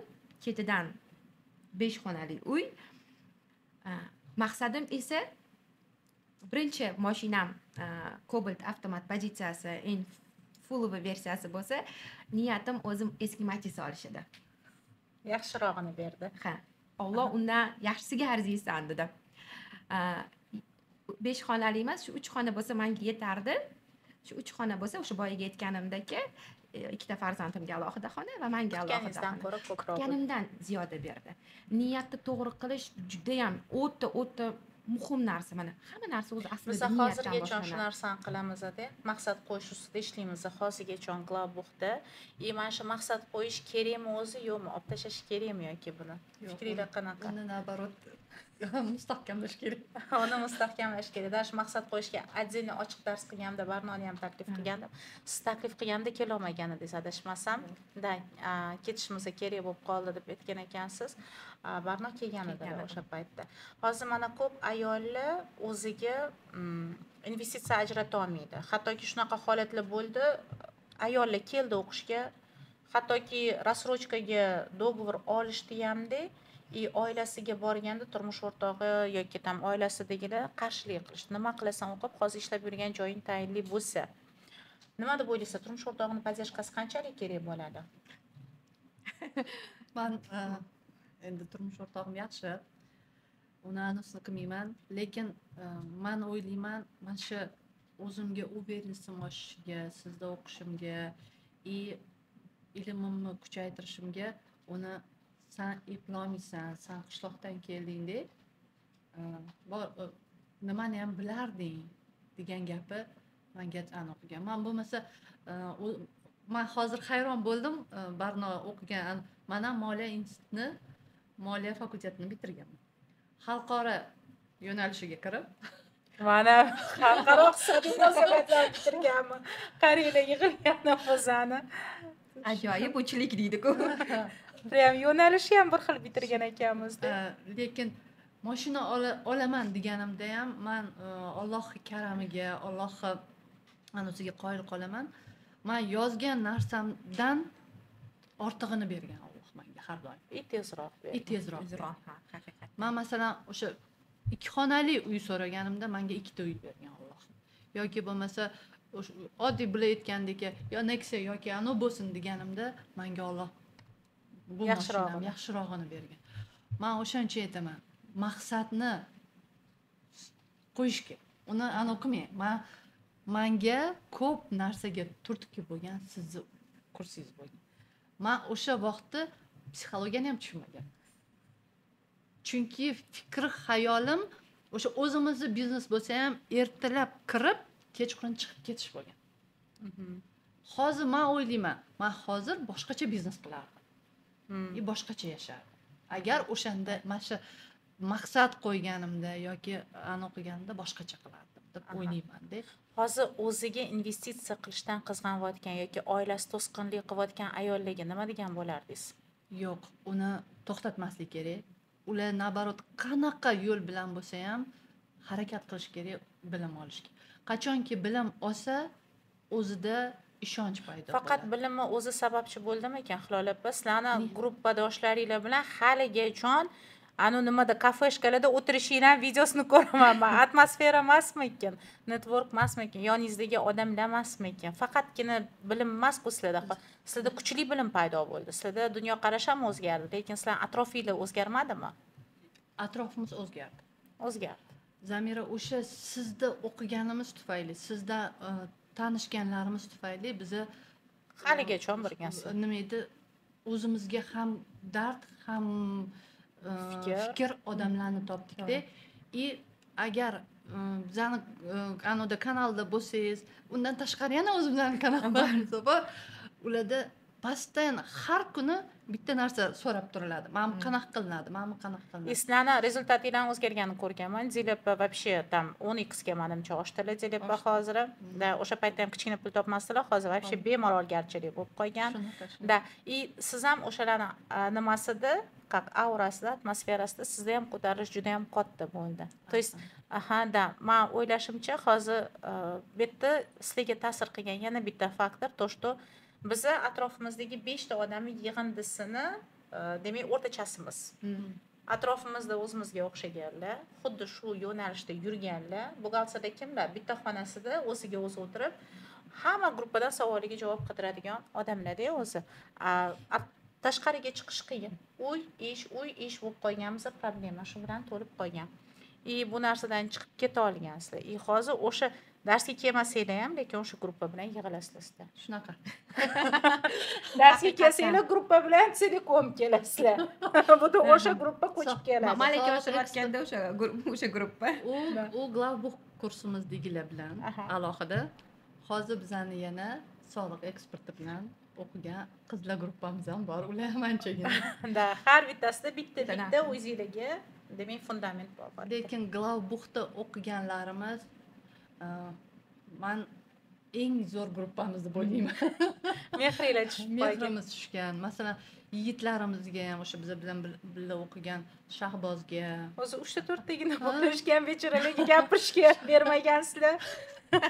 Ahmedov Shuhrat Faqat ayollar bo'lib qolganda, bir 4 ta o'g'il bola bo'lib qolganda gruppada. Lekin ular bilan ham haligacha men o'qilaman. Men ulardan ham juda ko'p narsa olganman.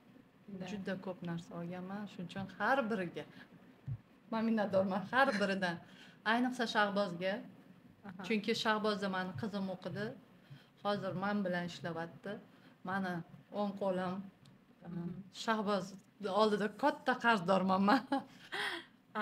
Rahmat Rahmat Shahboz sizga. Barna sizda-chi, sizda qanaqa nima tavsiya qilgan bo'lardingiz investitsiya qilaymi deb turganlarga yoki oiladagilar aytadi, hozir kerakmi shu, hozir rasxodimiz bor, hozir o'qib nima qilasan? Qarang, Zamira opam. Qiziq holatda bekorga bitta naql etilmaydi deb bizani millatimizda ayol kishini makri 40 tuyaga yuk bo'ladi. Biz makr qilishni bilmaymiz-ku. Yo'q, deb o'ylaymiz. Aslida o'ta xohlasak yo'llarini qidirish mumkin. Mana aslida ko'rganinglarda tavsiya berishga ojizman. Nimaga? Chunki har bitta oilani o'zini ichki sharoiti bor. Mana hozirgi kunda psixologlar bilan bo'layotgan muammo, tavsiya hammaga bir xil standart, lekin har bittasiga tushmaydi. Biz ayollar переделка qilishni o'rganishimiz kerak. Ya'ni oilamizga tushadigan xo'jayinimizni xarakteridan, qaynotamiz bo'lsa qaynotamiz, sharoitimiz, lekin vaziyatdan chiqish yo'llarini aslida har bitta ayol biladi. Misol savol berasiz. Investitsiya qilishdan xohish kamroqmi yoki investitsiya qilishga umuman imkoniyat yo'qmi? Xohish kamroq desangiz, rassrochkaga telefon olayotganini ko'ramiz, tilla olayotganini ko'ramiz, gaplar o'ynalayotganini ko'ramiz. Bu o'sha bahona. Ya'ni ayol kishi o'zi o'sishni istamayapti deymiz. Agar o'sishga xohish bo'lsa, ishoning pul energiyasi keladi. Именно o'sha malaka oshirishga yetadigan summa bo'lsa ham keladi. Yo'l kreski emasdir. Apetiski emasdir. Lekin именно malaka oshirish yoki bo'lmasam qanaqadir variantlar oldingizdan chiqishni boshlaydi. Keyin bizda kutuv ayollarda o'zi fitratimizda bo'lsa kerak-da, shu kutuv bizga qilib berishligisi kerak. Bizga qilib berishligisi kerak. Lekin vaziyat har xil. Meni holatimda menga o'qishga qarshilik bo'lmagan. Sabab, главное esa oilani boqsam, muammolarni hal qilsam, ro'zg'orbob, haqiqiy mardona erkak bo'lsam bo'ldi deydi. Men shu sobiq turmush o'rtog'imga rahmat deyman agar ko'rsangiz meni. Chunki kuchli ayol bo'lishimga sababchi bo'lgan inson. Aslida bitta narsani aytib ketaman. Ayol kishi kuchli bo'lishni xohlagani uchun emas, hayot majbur qilgani uchun kuchli bo'ladi. Ayol kishiga qo'yib bersa, maza qilib slaboy ayolni yoqitqimiz keladi o'zimizdan joyi kelgan joyda. No, hayot majbur qiladi bizani kuchli qilishga. Mana shu joyda yana bitta narsa aytish kerak.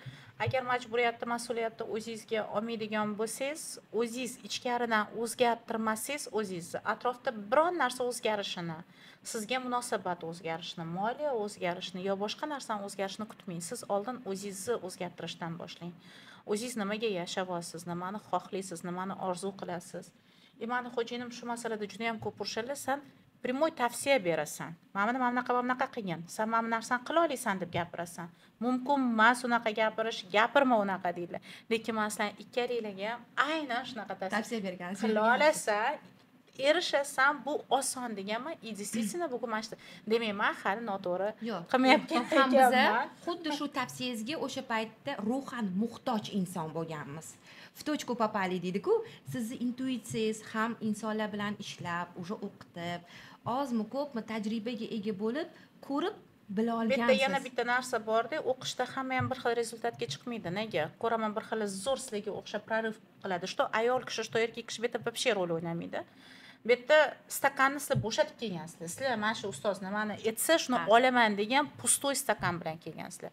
Mana menda hozir chorshanba kunlari konsultatsiya bo'ladi-da, ayollar yoki вообще ayollar demaylik, mutaxassislar, buxgalterlar savol beradi.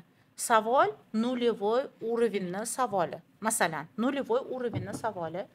Javob beraman. Javob beradigan bo'lsam, gohida shunaqa narsa eshitaman. Men pul to'lab, o'zim biladigan narsani o'rganayapman deydi. Lekin savolini eshitsangiz, ustav kapitaliga firma o'zi sotib olgan narsani kirgizsa bo'ladimi? Bu nima degan savol bu? Ustav kapitali to'g'risida umuman tushunchasi, ustav kapitalining tushunchasi bo'lmasa, bu даже начальный tushuncha yo'q biznes haqida. Biznes o'zi nima? Ustav nima? Hattoki shu baza bo'lmasdan turib kelyapti-da odamlar. Gapirsangiz, aynan o'sha videoni men takroran ko'rib chiqdim. Savol beryapti, savoliga javob bersangiz konsultatsiya sifatida nima qilishim kerak deb boshqatdan so'rayapti. Siz gapirayotgan javobni eshitmayapti. Keyin 3-marta aynan shu savol bilan hozir nima qilay deb yana bir marta. То есть ular уже переполненный stakan yoki stakanni mana bunaqasiga hattoki qo'yib olishadi. Mana shunaqa stakan bilan keladi, menga davay deydi, suv quy deydi. Ichiga suv quyaman desangiz ham hattoki xohlab ham ichini to'ldira olmas ekansiz. Siz boshqa narsalar bilan ilmga действительно ehtiyoji bo'ladigan bo'lsa, xohishi bo'ladigan bo'lsa, haqiqatdan mashaqqatiga chidasa, mashaqqat ko'slar mana u ishlarni tashlagansizlar menga. Hozir ko'rib chiqdik shuni istoriyada. U ishni qilgansizlar, tashlagansizlar, men tekshirib berganman. O'sha ishlarni, to есть bu mashaqqat-ku, bu uyda kiriyasiz, uy yig'ishtirasiz, ovqat qilasiz, bolalar bilan dars qilasiz, ishga borib kelasiz, charchagan bo'lasiz-da, uyni o'tirib qilasiz. Eng qizig'i vaqtiga e'tibor bering, bu yarim kechasi bo'lgan. Yarim kechasi uxlamasdan-da soat 3 da yozishib o'tirganlarimiz bor. Peripiskalar bor, 3 da yozishib o'tirganlarimiz bor. Bu mashaqqatga ham chidab berish kerak-da, ilm olish mashaqqati bor. Rezultatga chiqadi kim действительно пустой stakan bilan kelsa, kim mana mashaqqatga chidasa-da, zona komfortidan chiqsa, eng asosiysi niyati to'g'ri qilgan odam. To'ppa-to'g'ri. Niyati to'g'ri qilish kerak. Masalan, o'qishga kelgan odam yoki o'qiyman degan odam siz aytganingizdek uydagi qarshiliklarga qaramaydi. Pul yo'q, mana aytibdilar. Menda yo'q edi deyaptilar. Menda ham o'sha vaqtda yo'q edi. Men o'sha vaqtda haqiqatdan yo'q edi menda pul. Men ukamdan pul olishga uyalardim. Ukam menga pul bersa, oxiri yig'laganman. Menga berma pul. Sen meni hozir menga pul berma deganman. Lekin o'sha hozir aytganingizda o'ylayapman, haqiqatdan o'sha vaqtda men qanaqa qilib pul ajratganman shu malaka oshirishga. O'sha sizda o'qigan 2 oylik kurs menga men endi осознавать qilyapman uni. Tushunyapsizmi, Zamira? Men hozir осознавать qilyapman. Men o'sha mana narxini hozir esladim. Men eslamadim, o'shani ham Barno aytdi. Billa o'qigan ekanmiz. O'sha 450 ming to'lagan pulim menga bir oydan keyin u menga 8 million bo'lib kelgan ekan. Bir oydan keyin 20x kelgan. O'sha o'zimdagi hamma narsani yengib, men o'shani o'qigan ekanman. Chunki mendagi eng qo'rqinchli bo'lgan narsa ilmsizlikni men yengib chiqqan ekanman. U balki ilmsizlik bo'lmagandir. U balki shunchaki topayotgan pulingizni halollab olish bo'lgan, niyat to'g'ri bo'lgan. O'shaning uchun aytibmanki, niyatda gap.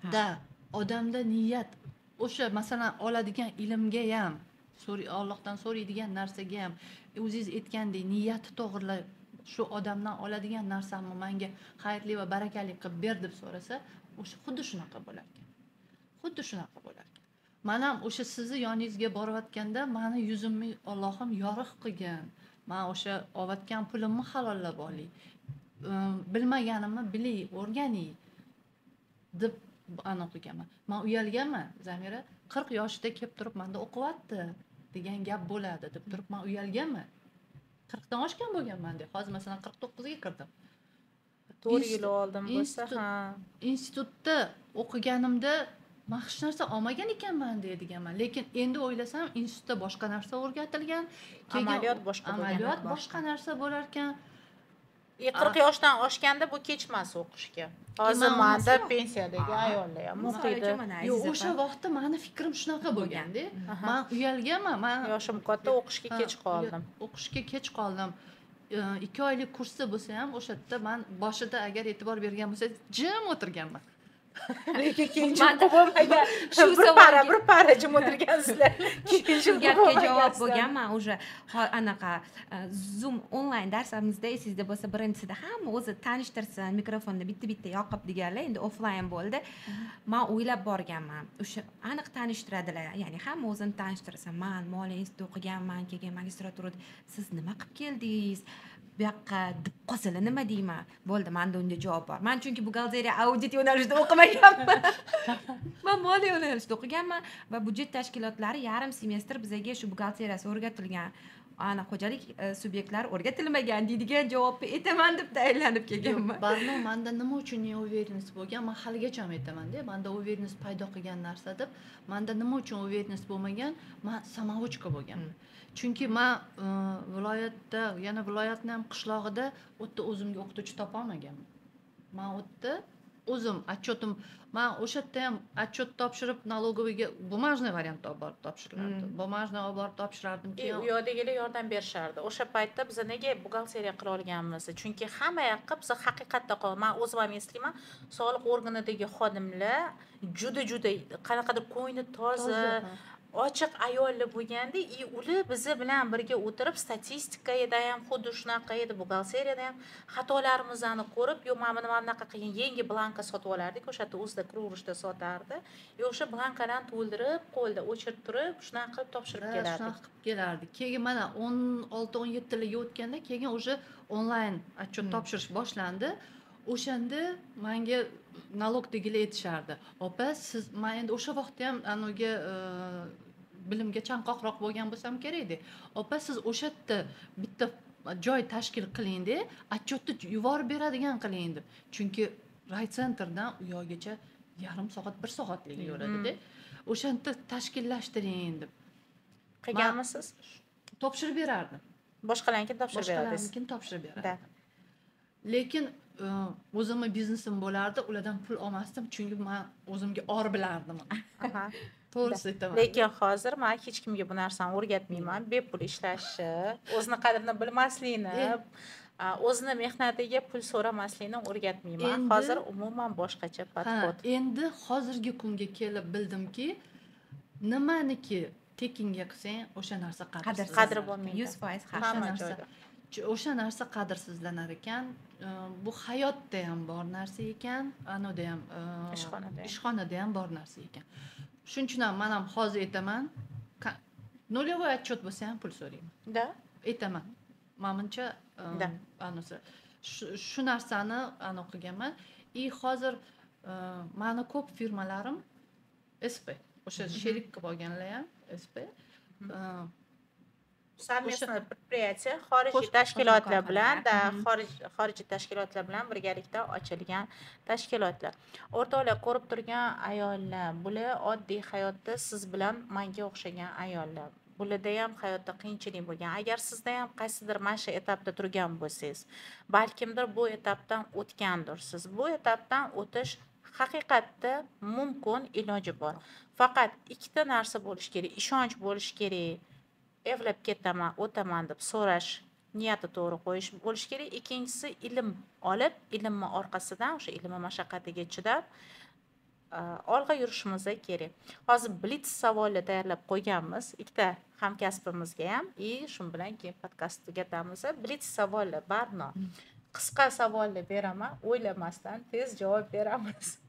Xo'p, Implus siz uchun bir jumlada. Мощная команда. Kuchli buxgalter bu Logikasini maksimal darajada ishlata oladigan. ilm olish uchun eng zo'r maskan Implus. Bu boshqa variant yo'qmadi, hech qachon bo'lmagan. Yo'q. Hilol opa, Implus bir jumlada. Bu menga oila. Oila. Chunki men bu yerdan menga o'zimga e'tiborni suyanchiq topganman. Men boshida aytmasdan ketdim, baribir bu narsa aniqlatdi. Menda o'sha kelganimda adam qo'limda o'lib qolgan, bolam kasal, men juda ham yomon ahvolda. Menga поддержка bergan Implus. Chunki meni oilam shuncha sizni yaxshi ko'raman. Rahmat. Buxgalterlar nimadan qo'rqadi Hilol opa? Men qo'rqmayman, bilmayman boshqalar. Unutganmiz. Yo'q unaqa narsa. Men qo'rqmayman. Yo'q unaqa narsa. Hozir yo'q unaqa narsa. Hozir yo'q, ha. Sog'liqdan xat kelsa, sizga birinchi keladigan fikr. Yana nima o'ylab topishibdi? Ikkalanglarga savol. Malakasini oshirmagan buxgalter qanaqa buxgalter? Malakasini oshirmagan bu mutaxassis bo'lmaydi. Mutaxassis emas. Chunki u masalan har kuni, har yili e'tibor bersangiz yangi qonunchiliklar chiqadi, yangi anonlar chiqadi. Uni mana 1 yil qoldim. Sezildi orqada qolganingiz. Ancha sezildi. Men endi yana kelmoqchiman. Qaytyapsiz. Yangi oila topishga. Ha, shunaqa. Yangi oila topishga. Oilamni sog'indim. Oilani kengaytirishga. Update qilib turish kerak-ku. Siz bir narsani xato qildingiz. Men sizga aytaman. Ayting, nimani xato qildim? Klubni to'xtatib qo'ydingiz. Bizda klubdan postoyanno o'zimizga kerakli bo'lgan, endi bizada основа bor, Da. tegi bor. Bizga Da. kerakli bo'lgan yangiliklarni, insaytlarni klubdan olardik. O'shaning uchun hamma klubni anosiga qoldirmasdan borardim. Agar mabodo Hali ham bo'lsa sizlarning o'zingizlarda imkoniyat bor. Sizlarni birlashtirib berdim. Eng asosiy vazifa shu edi. Sizlarni birlashtirdim. Sizlar kuchli komanda, sizlar kuchli mutaxassislar. Sizlar уже любой qonunchilikni talqin qila oladigan kuchlisizlar. Sizlarga уже men kerak emasman dalish yurish uchun. Sizlar mustaqil yura oladigan уже уверенный darajaga chiqdinglar. Dalish yurishinglarga men shart emasman. Sizlar уже birlashdinglar. Уже menda yoshlar kelyapti, который sekin-sekin alifbeni o'rgatgandek soliq kodeksini o'rgatishim kerak va ularni ham o'sha kuchli hayotda, kuchli insonlar bo'lishiga yordam bera olishim kerak. Barno, blitz savol. Malakasini oshirmagan buxgalter qanaqa buxgalter? Rostini aytsam, ikki og'iz shu temada javobim bor edi. Malakasini oshirishni chin dildan xohlamagan buxgalterlar hozir juda ko'p. Ya'ni yoki glavniy buxgalteri yoki direktori o'qishingiz kerak deydi. Ish joyini yo'qotmasligi uchun yoki ishonchi so'nmasligi uchun majbur boradi va o'qimaydi. Bu narsani juda ko'p ko'ryapman oxirgi payt. Aziz mutaxassislar, hurmatli hamkasblarim, malaka oshirishni tanladingizmi? Pulini oqlash uchun emas, butun umrga zaxira bo'ladigan bilimni olaman, kuchli komanda, kollektivga ega bo'laman, zo'r fundament, baza quraman degan o'sha boyaga aytganingizdek niyat, maqsad qilib borish kerak. Malaka oshirish, mana tanishganimizga ro'parasi 5 yil bo'libdi. Biz doimiy malaka oshiramiz. Meni eng oxirgi oshirgan malakam bu o'zimni zona komfortiga tushib qolganimni his qildim. Bu o'sha pul bemalol. Pul bemalol, Uy bemalol, mashina bor, mashina yangilangan. Bolalar xotirjam, hamma yoq xotirjamlik. Shaxsiy hayotim ham yaxshilanib ketdi, Allohga shukr. 2023-yili turmush qurdim. Hozirda mana 1 yoshar farzandim bor va 1 yil oldin chaqalog'im kichkinaligida yana o'sha ikkinchi savol, uyda qolishlik, ya'ni o'sha oldingisi qiynalgan paytimda bo'lsa, bunisi yaxshilangan, ya'ni sokinlik, xotirjamlikka erishganda turmush o'rtog'im Allohga behisob shukr, Allohning menga bergan inoyatilar deyman, mo'jizasilar, ya'ni sabrimni ajri deb bilaman u insonni. Shunda menga aytdilar, bu sizning qalb kasbingiz. Bu sizning menligingizni anglashingizda. Men nimaga dunyoga keldim, nima faoliyat yuritaman deydigan savollarga hammasiga yechim bo'lgan kasbingiz. Agar siz farzandimizdan xavotir olayotgan bo'lsangiz, keling biz yordamchi olamiz, lekin siz zona komfortiga tushib qolmang. Bu ikkita yo'l bor. Yoki nima sizga kerakligini og'riqli nuqtangizda topib oldinga yurishingiz, yoki bo'lmasa degradatsiya, ya'ni butun shuncha yillar davomida to'plagan tajribangiz, ozmi ko'pmi erishgan karyerangiz, hurmatingiz orqaga ketishi. Hozir o'zi bitta etap bor ekanda, Bardo, ko'pchiligiga ro'zqish bo'lib ko'rinadi. Masalan, o'sha ehtiyojdan yordamchi olishni boshlayotgansiz. Mana farzandga qaraydigan odam, uyga qaraydigan odam, bu o'sha ro'zqish emas. Bu ulgurmayapsiz qaysidir ishingizni, lekin bu sizning hayotingiz mazmuni, siz uchun важный bu narsa. Iloji yo'q yordamchi olayotgansiz. O'sha etapga yetib kelarkansiz qaysidir momentda. Va bu normal holat. Bu normal holat. Xo'jayiningizni поддержка qilgani bu вообще zo'r bo'lgan. Mana o'ylayman, hamma kuchli ayollarda kuchli bo'lishiga sababchi bo'lgan erkak kishi turadi. Xo'j yaxshi tomonlama, поддержка tomonlama bo'lsin, xo'j qaysidir achchiq gapi bilan yoki qilgan xatti-harakati bilan bo'lsin, no erkak kishi, masalan, menda turmush o'rtog'im hamma holatda yonimda turib, bu yerda поддержка bilan ko'tarilib ketgan. Bugungi Zamira bo'lmasada, agar turmush o'rtog'im butun dunyo mendan yuz o'girganda, yuz o'girgan bo'lsalar agar, bular mendan hech qachon yuz o'girmaganlar, hamma butun dunyo shunaqa bir moment bo'ldi, hamma yaqinlar yuz o'girdi. Lekin bitta xo'jayinim bilan ko'chada qolganmiz edi, mana shu ko'chada prям mashina yo'l turmiz. Qo'limda bitta bolamda butun dunyo voz kechdi. Bitta turmush o'rtog'im voz kechman. Bugungi kunga yetib kelishimiz ham o'sha отправной точка bo'ldi. O'shaning uchun aziz ayollar, turmush o'rtoqlari, ayollarning ham o'zining orzusi bor, o'zining yasi bor. o'zini qanaqadir orzu umidlari bor, uni ko'ra olish, uni ro'yobga chiqara olishiga sharoit yaratib berish kerak. Yomon gap bilan bo'lsa, bu yurakda og'riq qoldiradi. Yaxshi gap bilan, поддержка bilan bo'ladigan bo'lsa, bu minnatdorchilikka olib keladi. Shu nuqtada podkastimizni yakunlaydigan bo'lsak, Xudo xolasa sizlarga ham agar ozgina bo'lsa ham foydasi teggan bo'lsa, qaysidir qiyinchilik momentda turgan bo'lsangiz va buni yengib o'tishga o'zingizda kuch topolmayotgan bo'lsangiz, buni yengib o'tgan mana hamkasbinglarni misolida o'zingizni ko'ra olgan bo'lsangiz, biz bundan juda ham xursand bo'lamiz. Yaxshiliklar bilan ko'rishishlik nasib qilsin. Rahmat. Rahmat. Xayr. Hammaga omad, Hammaga omad. ishinglarga rivoj. Qo'rqish yo'q, faqat oldinga. Faqat oldinga.